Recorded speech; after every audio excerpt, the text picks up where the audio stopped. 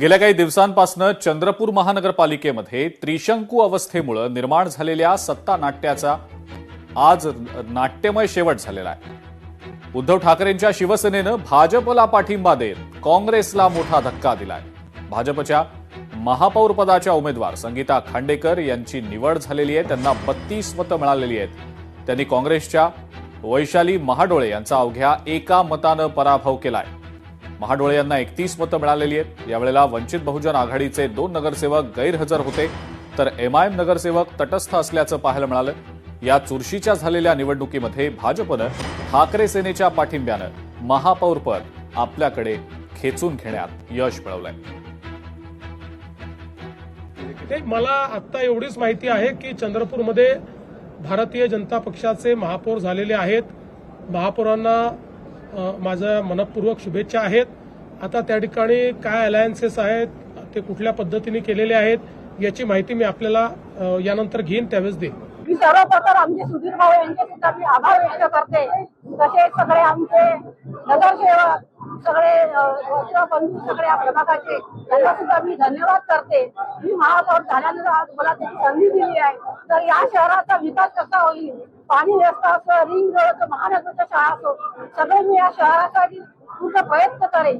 चंद्रपूर महानगरपालिकेच्या महापौरपदी श्रीमती संगीताताई खांडेकर यांचा विजय झाल्याबद्दल त्यांचं अभिनंदन। माननीय देवेंद्रजींनी आम्हाला विश्वास दिला की चंद्रपूर महानगरपालिकेच्या विकासामध्ये कुठेही आम्ही निधी कमी पडू देणार, आणि मला विश्वास आहे की आज आम्ही एकत्र आलो ते विकासासाठी, चंद्रपूरच्या प्रगतीसाठी।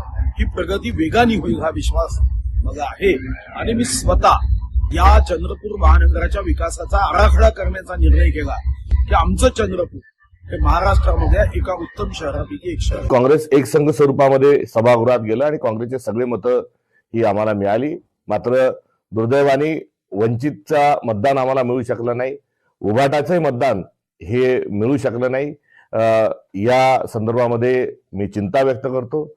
याचा अर्थ उभाटा आमच्यासोबत चंद्रपूरला आली नाही, तर याचा अर्थ असाही काढायचा का की परभणीला आता आम्ही देखील आमच्या सोयीने वागू। त्यामुळे याही प्रश्नाचं एक उत्तर आगामी काळामध्ये मित्रपक्ष नात्यानं उभयतांना काढण्याची आवश्यकता आहे। काँग्रेसची आपसात झालेली भांडणं म्हणून आम्ही या ठिकाणी तिथले नगरसेवक कंटाळले होते। काँग्रेसच्या लाथाड्या त्यांना आमच्यापेक्षा जास्त नगरसेवक निवडून दिले, पण तिथल्या लाथाड्या ज्या आहेत काँग्रेसमधल्या, प्रामुख्याने 2 गटाचे वाद चालले। त्यामुळं सत्ता स्थापनेपूर्वीच जर असे वाद असतील तर महापौर झाल्यानंतर किती वाद होतील, आणि जे डेव्हलपमेंटचा अजेंडा आहे तो कसा पूर्ण होईल। मी म्हटलं ना तुम्हाला की कुठल्याही गोष्टीवर आकांडो करायचे की 10 वेळेला सगळ्यांनीच विचार केला पाहिजे। या सगळ्यानंतर आणि आम्हाला काही त्याच्याबद्दल प्रॉब्लेम नाही। आम्ही उलट शुभेच्छा देतो की 1.25 वर्ष का होईना त्यांना तिथे चंद्रपूरमध्ये महापौर पद मिळालं, त्यासाठी संजय राऊत साहेबांचंही अभिनंदन आणि उद्धव साहेबांचंही अभिनंदन।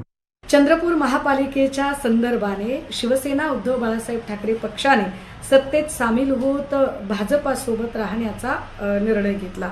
हा निर्णय संपूर्णतः स्थानिकचा निर्णय आहे। शिवसेनेला आपण उपमहापौर पद दिलं तरी चालेल आणि आम्ही आपल्यासोबत यायला तयार आहोत, अशी आपली अगदी ओपन टू हार्ट आपण त्यांना निमंत्रण दिलेलं होतं। एकूण तिथलं स्थानिकचं जे समीकरण आहे आणि ती स्थिती आहे ती सन्मान्य पक्षप्रमुखांना सुद्धा व्यवस्थितपणे कळवलेली आहे।